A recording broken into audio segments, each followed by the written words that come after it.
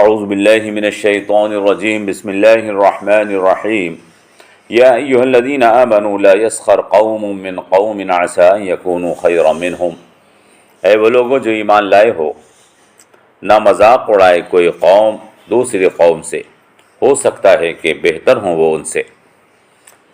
ولا نساء من نساء، اور نہ عورتوں میں سے عورتوں کا، عسى ان یکن خیرا منہن، ہو سکتا ہے کہ وہ بہتر ہوں ان سے۔ ولا تلمزوا انفسکم، اور اپنے آپ کو عیب نہ لگایا کرو۔ ولا تنابزوا بالالقاب، اور نہ برے القاب سے کسی کو پکارا کرو۔ بئس الاسم الفسوق بعد الایمان، برا ہے نام فاسق ہونے کا ایمان لانے کے بعد۔ ومن لم یتب فاولئک هم الظالمون، اور جو لوگ باز نہیں آئیں گے تو وہی بے انصاف ہیں، تو وہی ظالم ہیں۔ محترم حضرات، سورہ الحجرات میں جو احکامات بیان کیے جا رہے ہیں، ان احکامات کے سلسلے میں ایک حکم یہاں پر اور بیان کیا جا رہا ہے۔ اس سے پہلے بیان کیا گیا تھا کہ مسلمان جب آپس میں لڑ پڑیں تو ان میں آپس میں صلح کرا دیا کرو۔ اب حکم دیا جا رہا ہے کہ مسلمان ایک دوسرے کا مذاق نہ اڑائیں۔ اسلام مسلمانوں کے حالات کو درست کرنے کے لیے صرف اس بات کا قائل نہیں ہے کہ پہلے حالات کو بگڑنے دیا جائے، سماج میں، معاشرے میں مختلف عوامل کو کشیدگی پیدا کرنے اور لوگوں کے جذبات میں گندگی پیدا ہونے کے لیے موقع دیا جائے۔ جب عداوت کے شعلے بھڑک اٹھیں اور خون کی ندیاں بہنے لگیں تو پھر اس آگ کو بجھایا جائے، جیسا کہ ہم دیکھ رہے ہیں کہ اکثر مغرب کا حال ہے۔ بلکہ اسلام کا طریقہ یہ ہے کہ اسلام ان محرکات کو اور ان چیزوں کو کہ جس سے آپس میں نفرت پیدا ہوتی ہے اور جس سے آپس میں اختلاف پیدا ہوتا ہے، اختلاف پیدا ہونے سے پہلے ہی روک دیتا ہے، اور گویا وہ سیلاب آنے سے پہلے بند باندھ دیتا ہے، اور ان لوگوں کو کہ جو ان حالات کو پیدا کرنے کے ذمہ دار ہوتے ہیں، ایسے حالات پیدا کرنے سے منع فرماتا ہے۔ چنانچہ ان آیات میں مسلمانوں کو سختی سے ایسی باتوں سے روکا جا رہا ہے جس کے باعث اسلامی معاشرے کا امن و سکون برباد ہو، آپسی محبت کے رشتے ٹوٹیں اور مسلمانوں میں آپس میں خون خرابہ پیدا ہو۔ اس سلسلے میں حکم دیا جا رہا ہے کہ ایمان والو ایک دوسرے کا مذاق مت اڑایا کرو۔ مذاق اسی کا اڑایا جاتا ہے جس کا دل میں احترام نہ ہو۔ جب آپ کسی کا مذاق اڑاتے ہیں تو گویا اس بات کا اعلان کر رہے ہوتے ہیں کہ اس شخص کی میرے دل میں کوئی عزت نہیں۔ جب اس کی عزت نہیں کرتے آپ تو وہ کیا ضروری ہے کہ آپ کی عزت کرے اور وہ آپ کا احترام کرے؟ جب دلوں میں آپس میں ایک دوسرے کے لیے عزت اور احترام کا جذبہ نہیں ہوگا تو پھر یقیناً دشمنی اور عداوت پیدا ہوتی ہے، اور پھر اس کے جو نتائج سامنے آتے ہیں وہ آپ جانتے ہیں۔ دشمنی اور عداوت سے جو نتائج سامنے آتے ہیں وہ آپ جانتے ہیں۔ زبان سے مذاق اڑانا، اس کی کئی شکلیں ہیں۔ دوسروں کا مذاق اڑانا، استہزاء کرنا، اس کی کئی شکلیں ہیں۔ زبان سے مذاق اڑایا جائے، یا کسی کی نقلیں بنائی جائیں، یا اس کو منہ چڑھایا جائے، یا اس کے لباس کو، یا اس کے بول چال کے انداز کو، یا چلنے کے انداز کو ہنسنے اور استہزاء کا ذریعہ بنایا جائے۔ یہ سب چیزیں منع ہیں اور حرام ہیں۔ چنانچہ فرمایا کہ یا ایھا الذین آمنوا لا یسخر قوم من قوم عسى ان یکونوا خیرا منہم، اے وہ لوگوں جو ایمان لائے ہو، مذاق مت اڑایا نہ کوئی گروہ کسی دوسرے گروہ کا، ہو سکتا ہے کہ وہ دوسرا گروہ جس کا مذاق اڑایا جا رہا ہے وہ ان سے بہتر ہوں جو مذاق اڑا رہے ہیں۔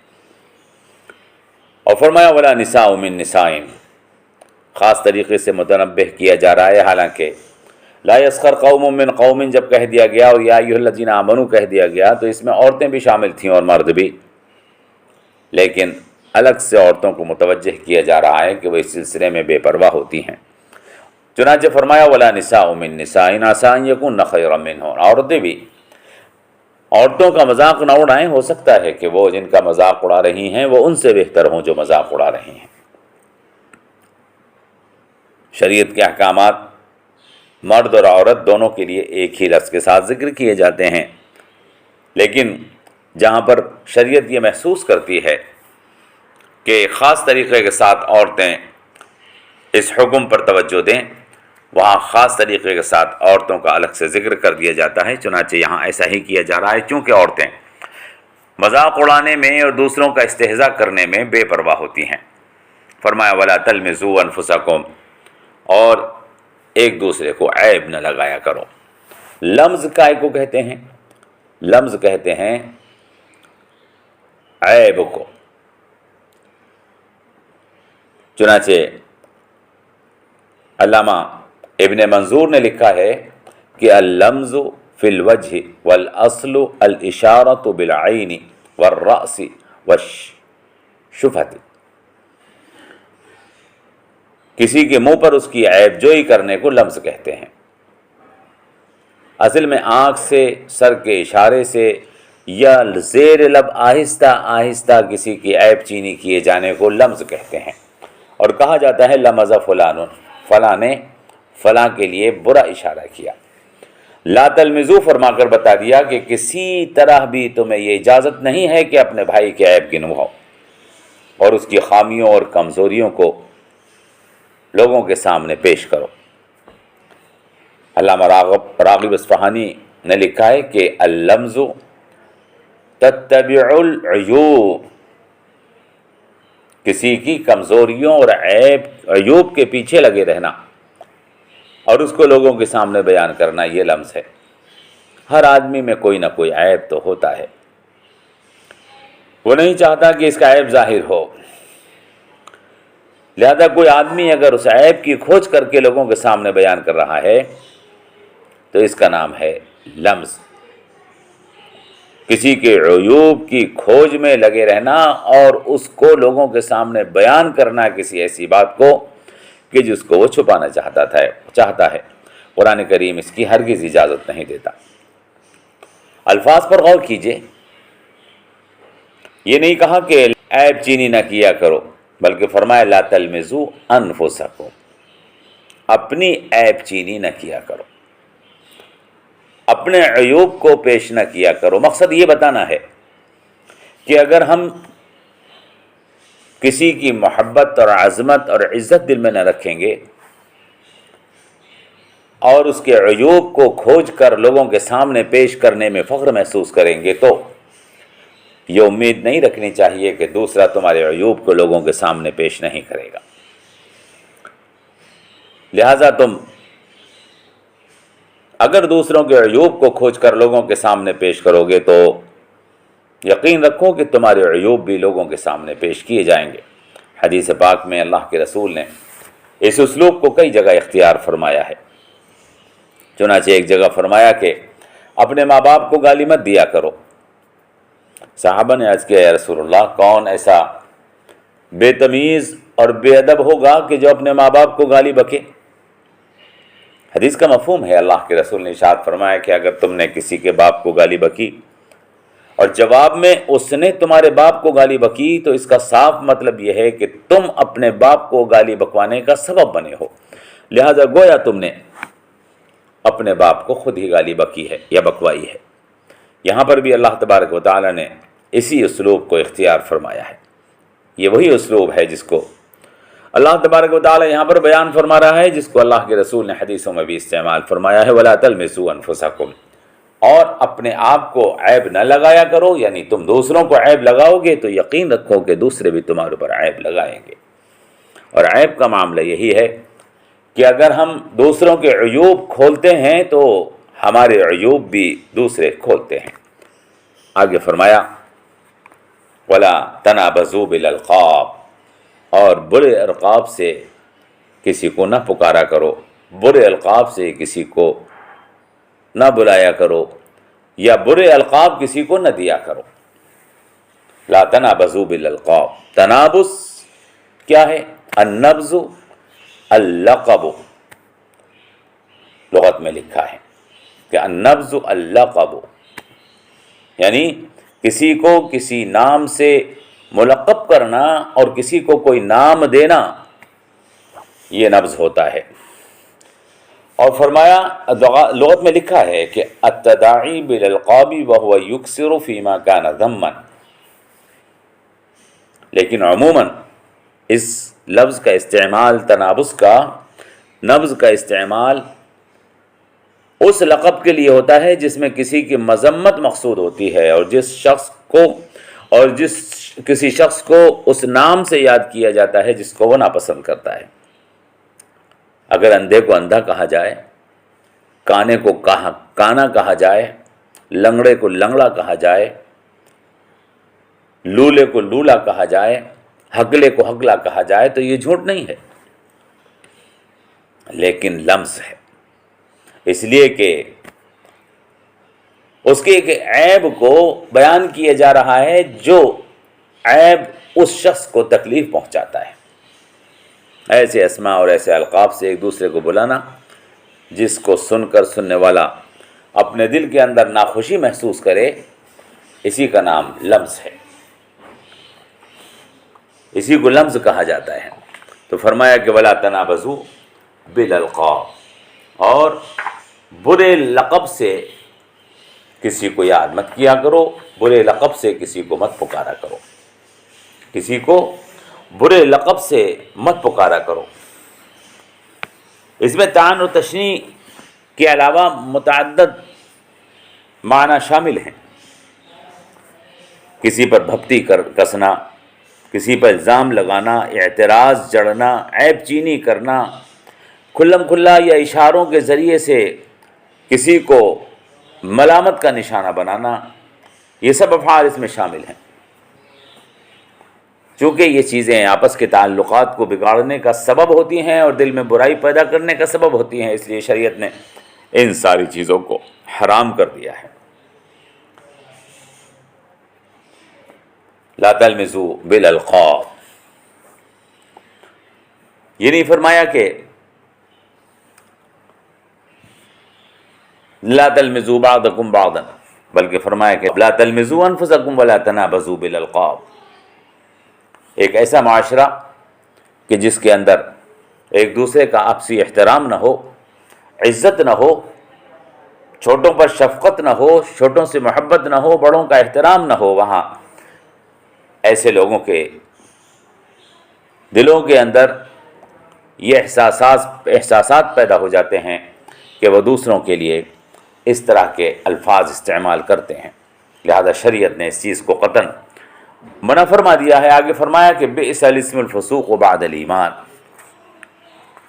ایمان لانے کے بعد برا نام ہے فسوق، ایمان لانے کے بعد برا نام ہے فسوق۔ یہاں پر غور کرنے کی ضرورت ہے، یہاں غور کرنے کی ضرورت ہے۔ لکھا ہے کہ اسم کا لفظ یہاں تو نہ تو لقب اور نہ کنیت کا مد مقابل ہے، نہ فعل اور حرف کا، بلکہ یہاں ذکر مرتفع کے معنی میں مستعمل ہوا ہے۔ اور مطلب اس کا کیا ہے کہ بئس الذکر ذکر الفسوق بعد الایمان۔ بئس کا فاعل الاسم ہے، فسوق مخصوص بالضم ہے، یہاں مضاف مقدر ہے، اور کلام یوں ہے کہ بئس الذکر ذکر الفسوق بعد الایمان، جس کے معنی یہ ہیں کہ بئس الذکر المرتفع للمؤمنین ان یذکروا بالفسوق بعد دخولہم الایمان۔ بہت بری بات ہے، یعنی بہت بری بات ہے ایمان والوں کے لیے کہ وہ ذکر کریں ایک ایسے کام کا کہ جو فسوق ہے ایمان کے بعد، ایمان لانے کے بعد وہ کسی ایسی بات کا ذکر کریں اور ایسے لفظ کو اپنی زبان پر لائیں کہ جو کہ گناہ ہے۔ یہ بڑے عمدہ انداز میں، بڑے پیارے انداز میں اللہ تبارک و تعالی نے گویا کہ مسلمانوں کو نصیحت کی ہے کہ تمہیں کوئی ایسی نازیبہ حرکت نہیں کرنی چاہیے جس کی وجہ سے تمہیں بدکار یا فاسق کہا جائے۔ اب جب کہ تم اسلام قبول کر چکے ہو، رسول اللہ صلی اللہ علیہ وسلم پر ایمان لا چکے ہو، تمہاری نسبت اللہ کے رسول سے قائم ہو چکی ہے، لوگ تمہیں اللہ کا بندہ اور رسول اللہ کا امتی سمجھتے ہیں، تو تمہیں چاہیے کہ تم اپنے کردار، اپنے عمل، اپنے اقوال سے صلاح اور بہترین عمل کا نمونہ پیش کرتے رہو۔ نیکی اور پارسائی تمہارا شعار ہونا چاہیے۔ تم رسول اللہ صلی اللہ علیہ وسلم کے امتی ہو، تمہاری زبان پر کوئی ایسا لفظ یا تمہاری جسم سے کوئی ایسی حرکت کا صدور نہیں ہونا چاہیے جس سے تمہارے مرتبے پر حرف آتا ہو۔ بئس الاسم الفسوق بعد الایمان، ایک جملے میں اللہ نے کیا بات بیان فرما دی۔ برا نام ہے گناہ کی بات ہونا، فسوق ہونا ایمان لانے کے بعد۔ کتنا برا نام ہے مسلمان ہو کر فاسق کہلانا، ایمان لانے کے بعد فاسقانہ عمل کرنا۔ فرمایا وَمَن لَّمْ يَتُبْ فَأُولَٰئِكَ هُمُ الظَّالِمُونَ، اور جو کوئی توبہ نہ کرے تو یہی وہ لوگ ہیں کہ جو ظالم ہیں۔ وَمَن لَّمْ يَتُبْ فَأُولَٰئِكَ هُمُ الظَّالِمُونَ، اور جو توبہ نہ کرے تو یہی وہ لوگ ہیں جو ظالم ہیں۔ جو شخص بری حرکتوں سے تائب نہیں ہوتا، گناہوں سے باز نہیں آتا، سمجھانے کے باوجود بھی فسق اور فجور سے نہیں رکتا، وہ ظالم ہے۔ اس آیت مبارکہ سے علماء نے، فقہاء نے یہ مسئلہ نکالا ہے، علماء نے یہ مسئلہ نکالا ہے اس آیت مبارکہ سے کہ جس طرح سے زنا کی تہمت کے بعد اگر کوئی زنا کی تہمت کسی پر لگائے تو اس پر حد قذف ہے، اسی طرح سے اگر کوئی شخص کسی کو برے نام سے اور برے لفظ سے یاد کرے تو اس پر بھی حد ہے اور اس پر بھی تعزیری سزا ہے۔ اور قاضی کو یہ اجازت ہے کہ وہ طے کرے کہ ایک ایسے شخص کو جس نے کسی کو برے نام سے پکارا ہے اس کو کیا سزا دی جائے۔ چنانچہ بہت سے لوگ خبیث، مخنث، پلید، ناپاک، نجس، کافر، فاسق، ہجڑا وغیرہ وغیرہ بہت سے گندے الفاظ پکار دیتے ہیں کسی کے لیے، یا گالی بک دیتے ہیں، یا کسی پر بلا وجہ کی تہمت لگا دیتے ہیں۔ لہذا قاضی کو یہ حق پہنچتا ہے کہ ایسے لوگوں پر جو اس طرح کے نازیبا الفاظ کسی کے لیے استعمال کریں، حد لگائیں۔ عزیزان محترم، اس زمانے میں کسی کے لیے ناپاک اور گندے الفاظ بولنے کے سلسلے میں بڑی بے احتیاطی برتی جاتی ہے، اور لوگ اس سلسلے میں بہت کوتاہی برتتے ہیں، حالانکہ یہ تعزیری جرم ہے، اس کے اوپر سزا دی جا سکتی ہے۔ اگر اسلامی حکومت ہو، اسلامی معاشرہ ہو، قاضی ہو، اور کسی کی عزت کے ساتھ اس طرح کھلواڑ کیا جائے، اس کی عزت پر کسی ناپاک لفظ کے ذریعے سے حملہ کیا جائے، تو قاضی کو یہ حق پہنچتا ہے کہ اگر اس کی عدالت میں کوئی ایسا مقدمہ پیش کیا گیا تو ایسا لفظ بولنے والے کو سزا دے۔ ان آیات مبارکہ میں اللہ تبارک و تعالی نے جو حکم بیان فرمایا ہے وہ نہایت جامع ہے اور مکمل ہے۔ فرمایا یا ایھا الذین آمنوا لا یسخر قوم من قوم عسى ان یکونوا خیرا منہم، اے وہ لوگوں جو ایمان لائے ہو، نہ مذاق اڑائے کوئی قوم دوسری قوم کی، ہو سکتا ہے کہ جو مذاق اڑانے والی قوم ہے وہ اس سے بہتر، جس کا مذاق اڑایا جا رہا ہے وہ اس سے بہتر ہو جو مذاق اڑا رہی ہے، اور نہ عورتیں ایسا کریں عورتوں میں سے، ہو سکتا ہے کہ وہ ان سے بہتر ہوں کہ جن کا وہ مذاق اڑا رہی ہیں۔ اور فرمایا کہ وَلَا تَلْمِزُوا أَنفُسَكُمْ، اور اپنے آپ کو کوئی عیب نہ لگایا کرو، یعنی دوسروں کو عیب لگاؤ گے تو تم کو عیب لگایا جائے گا۔ وَلَا تَنَابَزُوا بِالْأَلْقَابِ، اور برے القاب سے کسی کو نہ پکارا کرو۔ بئس الاسم الفسوق بعد الایمان، کتنا برا نام ہے مسلمان ہونے کے بعد، ایمان والا ہونے کے بعد فسوق، کسی کو برے نام سے پکارا جائے۔ یہ کتنی بری بات ہے۔ وَمَن لَّمْ يَتُوبْ، اور جس کسی نے توبہ نہیں کی اس بات کو سمجھنے کے باوجود بھی، تو فرمایا کہ فَأُولَٰئِكَ هُمُ الظَّالِمُونَ، تو یہی وہ لوگ ہیں کہ جو ظالم ہیں۔